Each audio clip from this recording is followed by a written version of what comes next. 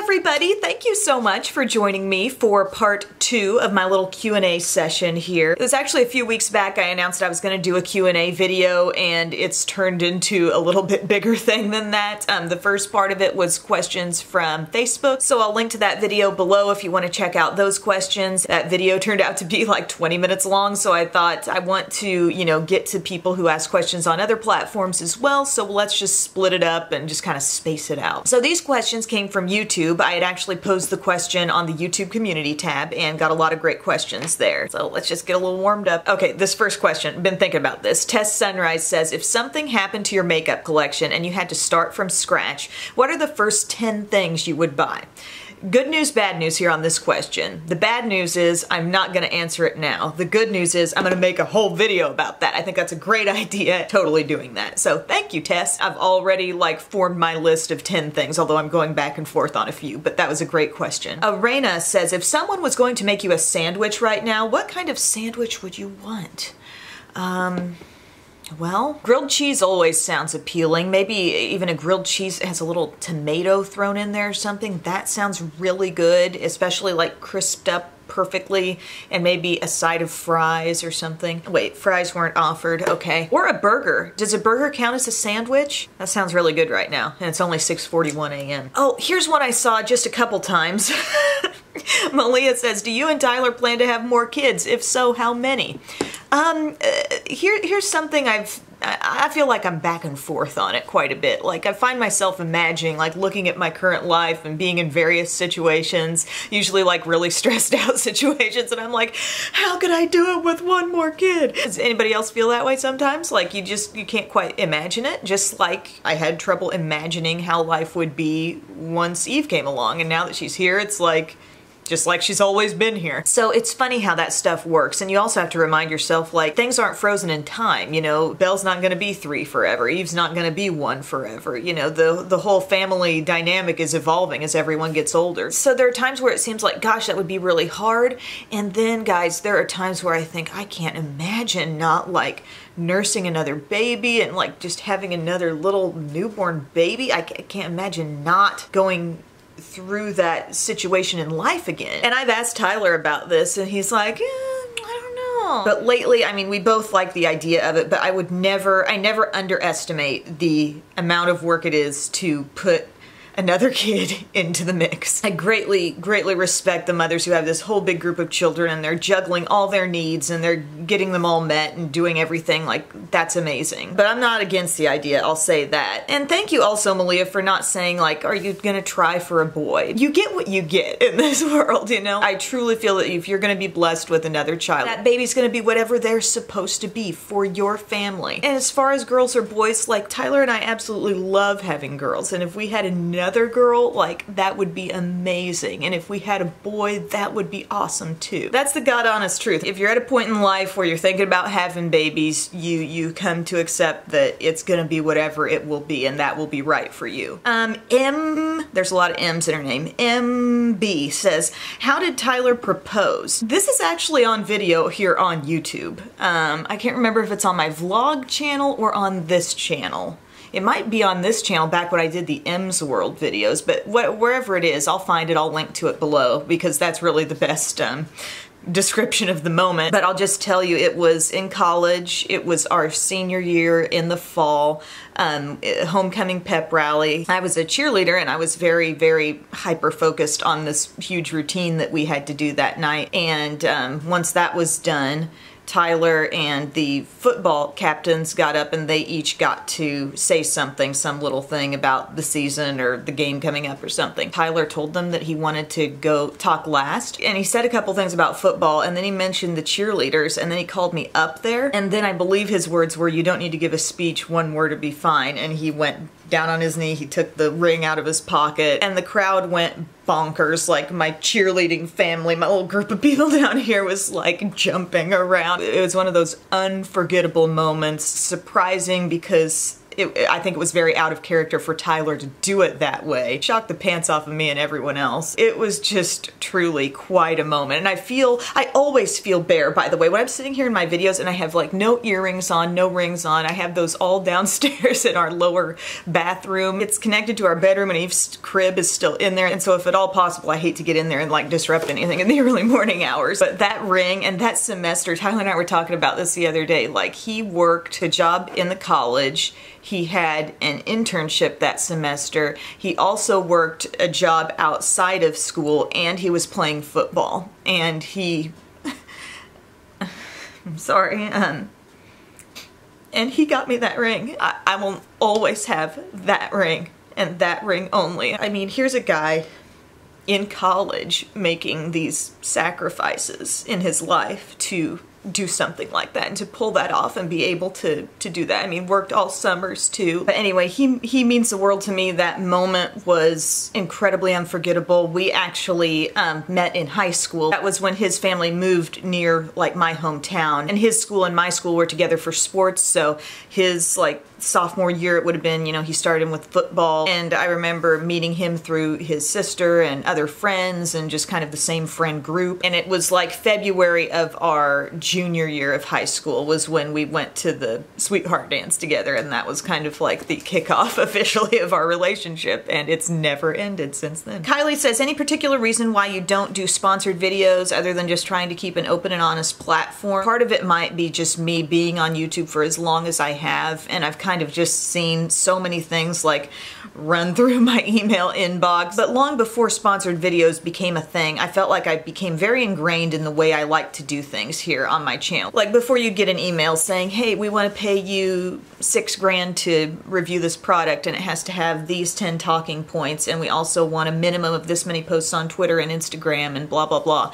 And long before stuff like that was happening, like, I realized how much I loved having full control over my content here, basically. And that was part of like leaving the news, was being able to be part of a format here that I could say what I wanted to say, that I could have total creative freedom here and all that, and choose what things I want to talk about on my channel and not talk about something because a brand told me to. That's really, really important to me. But the thing that I've noticed, and I'm not saying this has been everyone's experience with sponsorships, because I don't know exactly what everyone else is doing, exactly what everyone's been offered, but in my experience, the vast majority of the things I get every single day in my email inbox have so much control over them. Brands seem to really be wanting to control the message, right down to, I mean, some of the most ridiculous ones were saying like, we want you to take our product, like here's the whole outline of the video that they give you. We want you to take our product, compare it to this other product, and have ours come out on top because of these reasons, A, B, C, and D. And like, oh my gosh, that's just not what I'm here for. You know, I'm here as an advocate for my viewers. Would I ever do a sponsored video? It's like, I don't know, would the right opportunity come along? Would a brand ever say this to me? Would I ever get the email from a brand that says, hey,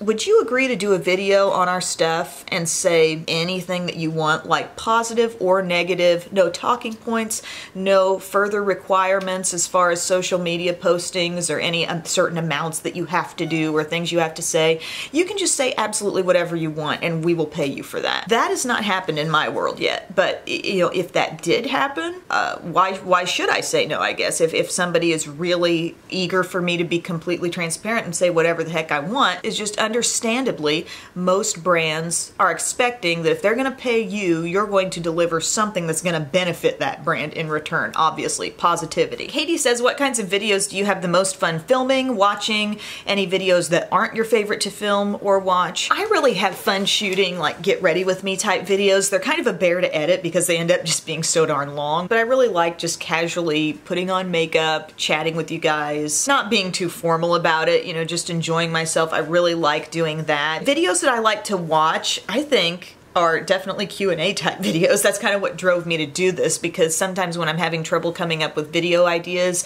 I go back to this place where I think, well, what would I want to spend time watching? And I really do love watching Q&As because it's kind of like seeing a person get interviewed, sort of, you know, by their viewers, basically. And I used to be in news for a while. I loved interviewing. I loved asking questions. And I think any person that I watch who I feel somewhat connected to, I enjoy watching their makeup videos, any person who I really like watching, I'm gonna be interested enough in them to know, like, tell me a little bit more about your background. Like, who are you? Where do you come from? What's your story? You naturally want to know those things, and I think it's just always interesting to see like what people ask and just how people handle different questions and difficult questions too. And also off of the idea of enjoying a Q&A and learning more about people. This quote comes from Brene Brown, and she says, people are hard to hate up close. Now, I'm not saying I'm on the verge of hating just all kinds of people out there, but I will say this, it's easy to be critical of people when you, I guess, don't really know the whole story, and maybe you're just basing your opinions off of some vague assumptions, or, you know, you just saw this one little snippet of this person's life, so I'm gonna go judge that. When a person opens up and you really learn more about what makes them tick and why they are the way they are, it's hard to hate, you know, it's hard to dislike, it's hard to be critical and judgmental when a person is opening up and being vulnerable to you. And I feel that way so much when I think about, gosh, wouldn't it be great to sit down with some person who supposedly is a hater, you know, of my channel, and couldn't I just sit down and get to know them and talk to them a little bit and just figure out what makes them tick, and maybe they'd learn what makes me tick, and odds are we'd probably get along great. I truly carry that hope in me across the board, that if people took the time to get to know one another better and understand each other's struggles and issues and whatever it might be, it's hard to not like them and develop some form of compassion and empathy and understanding for them. So yeah, I guess bottom line there, I think we should all strive to get to know one another better and kind of let people in, because as Brene Brown said, people are hard to hate up close. Susan says, favorite guilty pleasure meal, weirdest pregnancy craving. Guilty pleasure meal.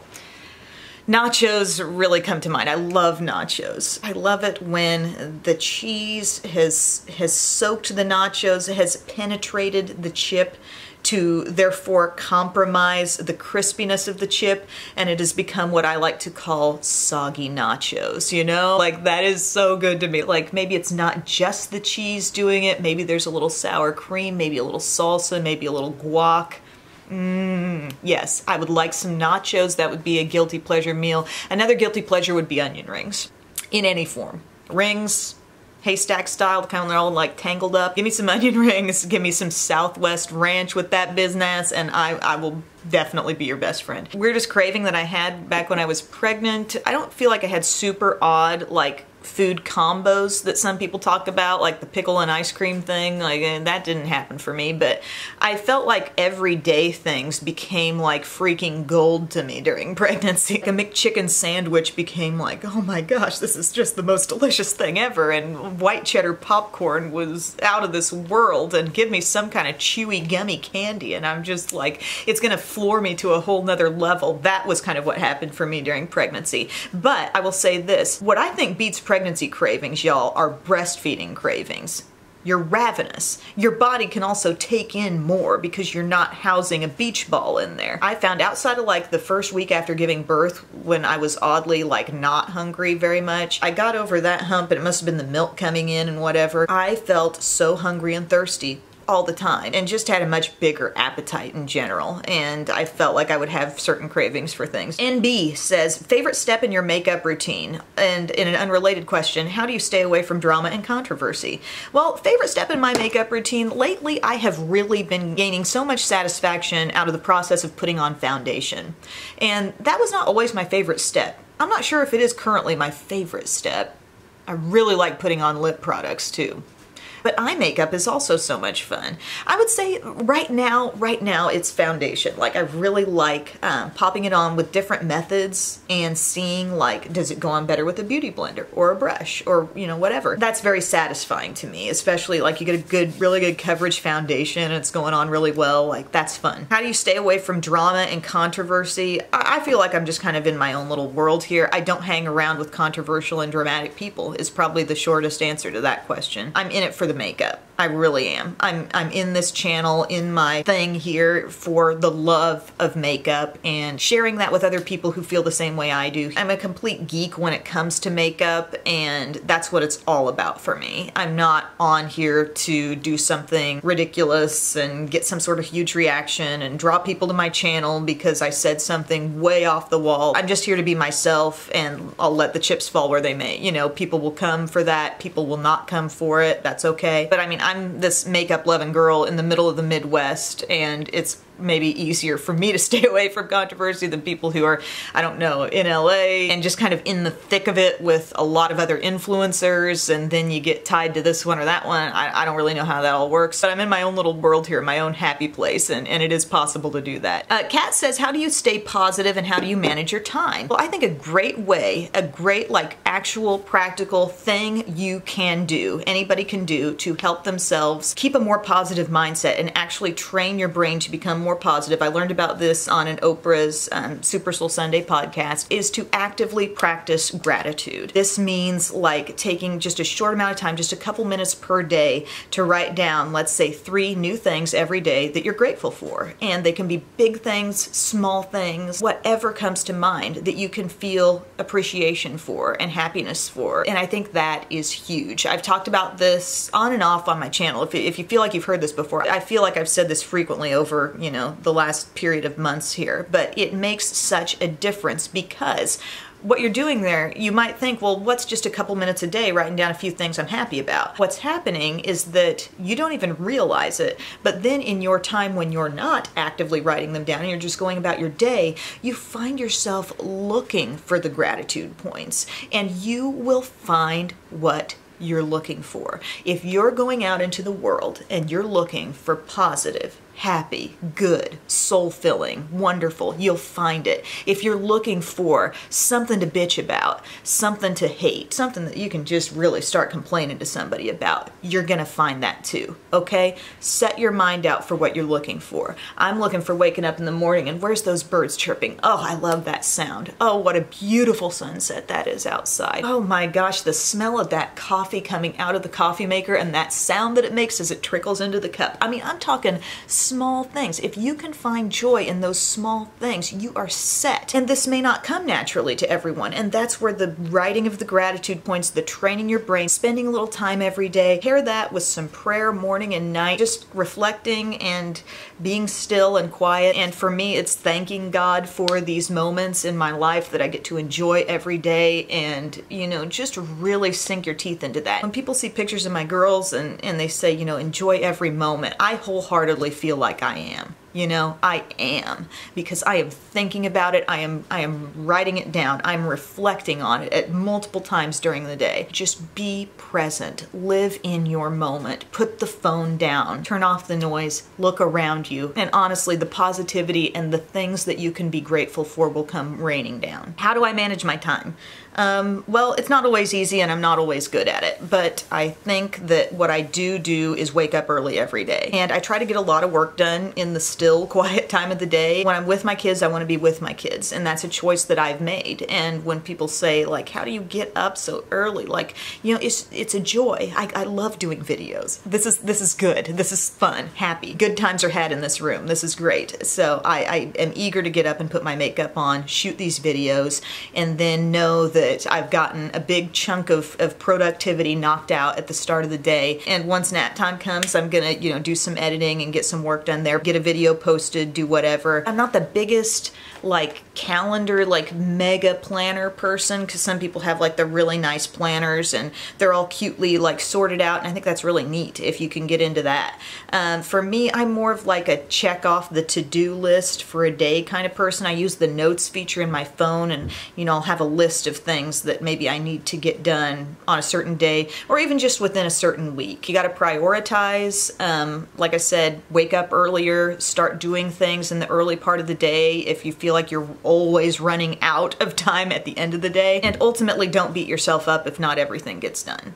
I spent plenty of time beating myself up when Belle was very little, and I was trying to deal with that whole transition of in my life of having complete control over my time to very little control over my time because I had a new baby, and you know, just seeing things not get done and seeing my house not get clean and things not get cooked. There's a little coping that you go through there, and then you realize You're just zapping positive energy out of yourself by beating yourself up for not being productive enough, because sometimes life happens and things just don't get done, and that's okay. Celine says, do you and Tyler ever have any arguments? You two seem like the perfect couple. Well, I don't think anybody's perfect, I'll say that, and I also don't think that arguments are a sign of a problem in a relationship. I think sometimes arguments need to happen. In any kind of disagreement, make this your goal. Don't make it your goal to be right. Just make it your goal to be understood. You know, get your point across. I do think arguments need to happen though, because sometimes, I think this depends maybe on personality type and just what your tendency is, but I do think there are people who will tend to hold things in, and then it can fester and build resentment. And I don't think in any important relationship in your life, whether it's with a spouse, a friend, or anybody, you don't want to think anyone's building resentment. So sometimes things need to be hashed out. I mean, with Tyler and I would say arguments can come back to communication sometimes with us. Like, why didn't you tell me? Like, you had 8 zillion things to do after work today and you weren't going to be home till 8 or 9 o'clock. Like, why is this all just piling up on me late in the day when I'm really hoping that I can, you know, at some point put my feet up here and have a break because I'm exhausted? I think it's normal things that come down to two busy people, like not always communicating well enough with one another. When am I the worst offender? Probably when I'm going through some sort of hormonal issue, like, you know, your hormones are always like kind of changing after having a baby, and then you're breastfeeding, and then maybe you're not breastfeeding and you're going through another hormonal shift and stuff like that. And I feel like I've been on a hormonal roller coaster probably for the past few years, you know, going in and out of pregnancies and nursing and just all that stuff. And then you pair with that some sleep deprivation, and you best believe I can make a mountain out of a molehill. You know, I could see like 3 dishes and 2 cups sitting on one end table, and I can say, well, why can't you